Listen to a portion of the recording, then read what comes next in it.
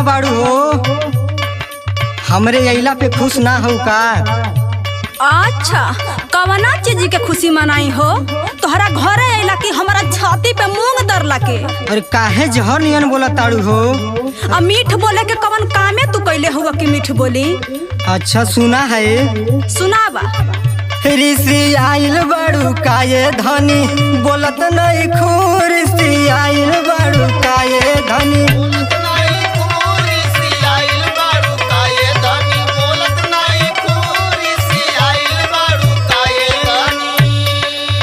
अचारा से अपन मुहवा खोलत नहीं खू, ये हो अचारा से अपन मुहवा खोलत नहीं खू, ऋषि आइल बाड़ू काये धनी बोलत नहीं खू, ऋषि आइल बाड़ू काये धनी बोलत नहीं खू, ऋषि आइल बाड़ू काये धनी बोलत नहीं खू, ऋषि आइल बाड़ू काये धनी।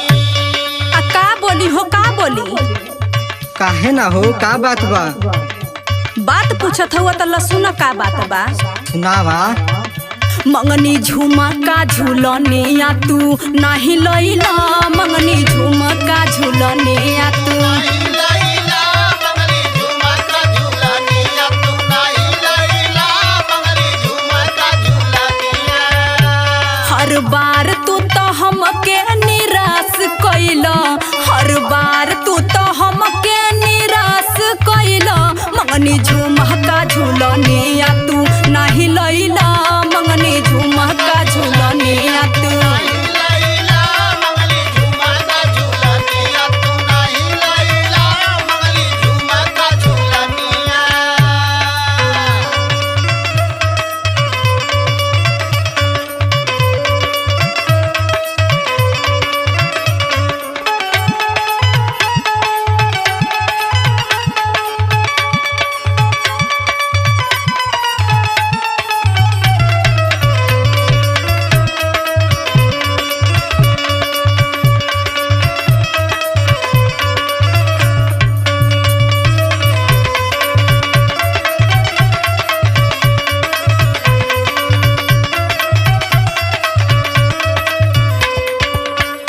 अच्छा ई बात बा, यही खातिर ना बोलत हो?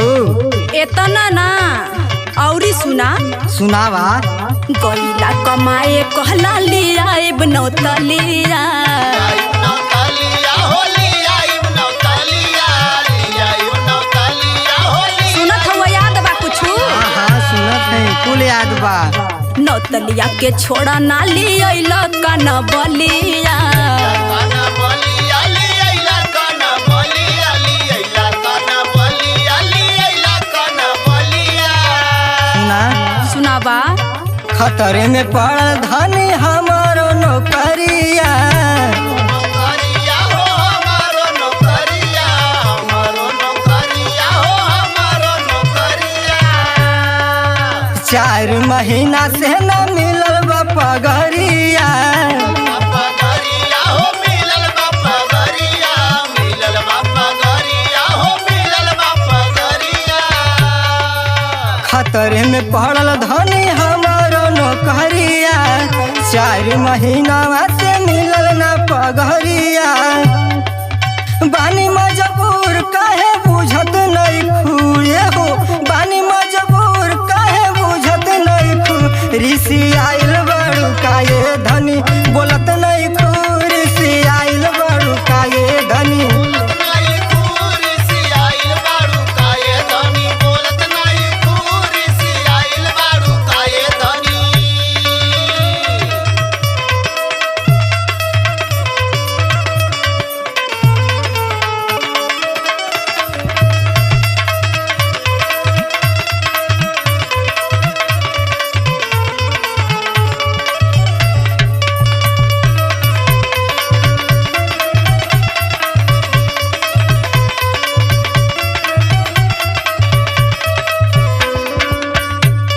कहो बोला। कहत हुआ कि पगरिया ना मिलल, आ माई बहनी के देवे बदे तोहर पगरिया टाइम पे आ जाले। अरे ऊ तो एक जने से उधार मंगले रहनी है तब भेजले रहनी नु। अच्छा हम कुछ बोल दे तो तोहर पेट पिराए लागेला। ना रे पगली, ऐसन बात ना बा। तब का बा? अच्छा सुना है, सुनावा। कुछ दिन और टाइम हमारो के दे दा। अच्छा हार बनवाई बापा। बताई बताई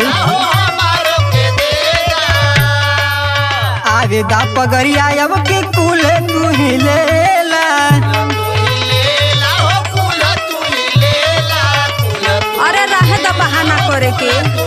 अरे बहाना नहीं सच कहतानी। 500 खातिर तो नानी मरे लागता, कुल पगड़िए हमके देब। अरे देहब हो। सुना सुनावा। 4-5 हजार में तू खेलत हुआ खेला।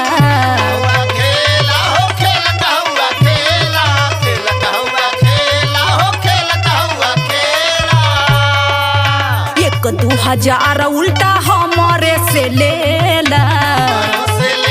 चाहे तो हम ही 2-4 रुपया दे दे। अच्छा वो तो हमारे कमैया रहेला। 4-5 हजार में तू खेलत हुआ खेला। 1-2 हजार उल्टा हमारे से लेला। आय आखिरी बात सुन लो। बोला। जबले देब नाही सिकड़ी घर में डोलब नहीं खे। जबले देब नाही सिकड़ी घर में डोलब नहीं खे। ऋषि आइल बाड़ू का ये धनी बोलत नहीं पूरी।